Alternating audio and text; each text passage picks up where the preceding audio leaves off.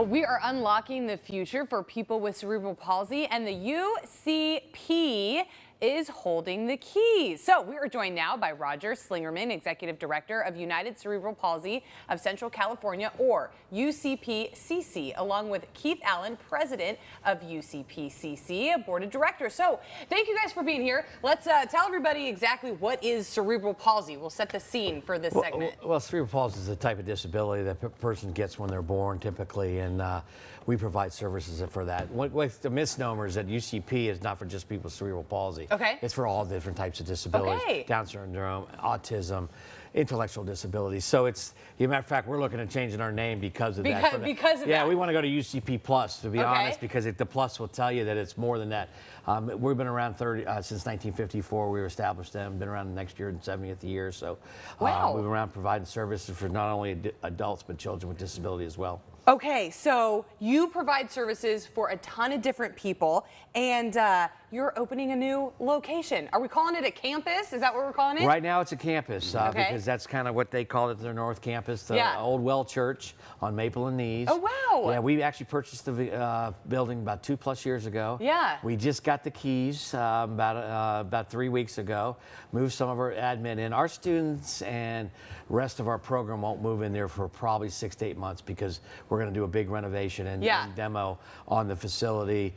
Solar going in about a week or two, and then there's going to be, the biggest change will be fire and use purposes, as well as changing rooms and restroom areas for persons with disabilities, wheelchairs, that type of thing. So they can get in and they can take advantage of what you guys do. Absolutely. So how will this new building and this new campus, it's 35,000 square feet, right? Oh yeah. It's huge. How big. is this going to help you continue to serve your all the people that you serve?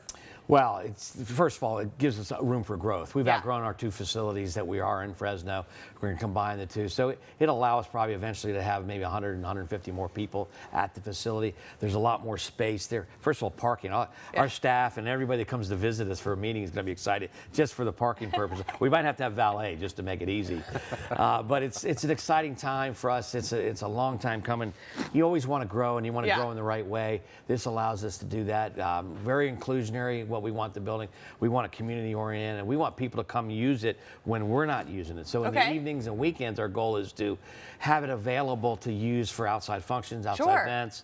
We can watch the Super Bowl party, St. Patrick's Day, watch the Derby, things we can do that people with disabilities, their community, as well as any part of the community, go there and do that. It's such a great idea, because maybe you have somebody who needs some sort of special thing at a facility. They want to throw a Super Bowl party, but not everywhere not everywhere is wide enough, or not everywhere has ramps, and so this will be able to be accommodating to them, and we can. Yeah, we have restrooms. It's hard. People have to leave events early. Like, we'd love to go to the baseball game, and we have portable changing areas, which are great, but there's not a lot of places you can go and spend the entire time. You have to plan and do that. Yes. This will give people and families an opportunity to do more of that. So, well, that's great. And so at your campuses right now, what kinds of services and what kinds of programs can people be a part of? Well, right now, everybody comes to our program is from the regional center system. So we're a vendorized program of the state of California. We receive a lot of our funding from them to provide these services. So it's all, most of the people that start in our program start when they're 22, 23 at a high school. For people with disabilities, they come and tour our facility, other facilities and community. There's others that maybe are better fit for other people with disabilities, and then they become, and a lot of them become lifetime clients. And they're learning life skills. They're learning how to make it in the world and be sustainable on their own. All those kinds of things. And we have fun things too. We have we have a garden class. We do it in classes, just like trimesters. So they have gardening classes, pottery, performing arts, just anything that you and I have maybe tried to do and done growing up, we try to duplicate at our facility. Okay, our staff's the best. Well, I could imagine how extra 35,000 square feet could help you do that. Well, it's not extra. It's more than we have. We got about 15 to 20 now. But you're right. Now we've got more square footage that we can work with, more classes, more things that we can do, and we're inviting everybody out to help celebrate this grand opening. I heard there is a sledgehammer involved. There is a sledgehammer. We can pick one up. There is a sledgehammer. So what's happening? All right, Keith, you want to go a little bit? I feel like I'm taking everything. Sorry. That's all right.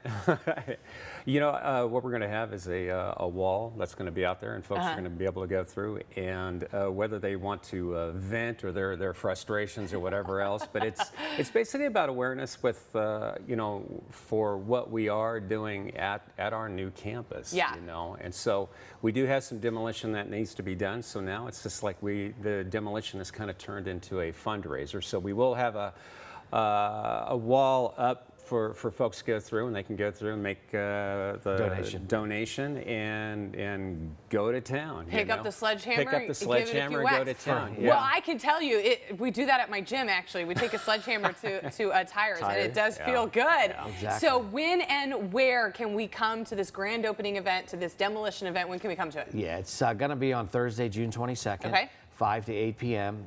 It's at 2044 Nees Avenue, corner of Maple and Nees, and we'll have food trucks, as also we'll have a couple beer companies, wine, as well as other things. We'll do a little.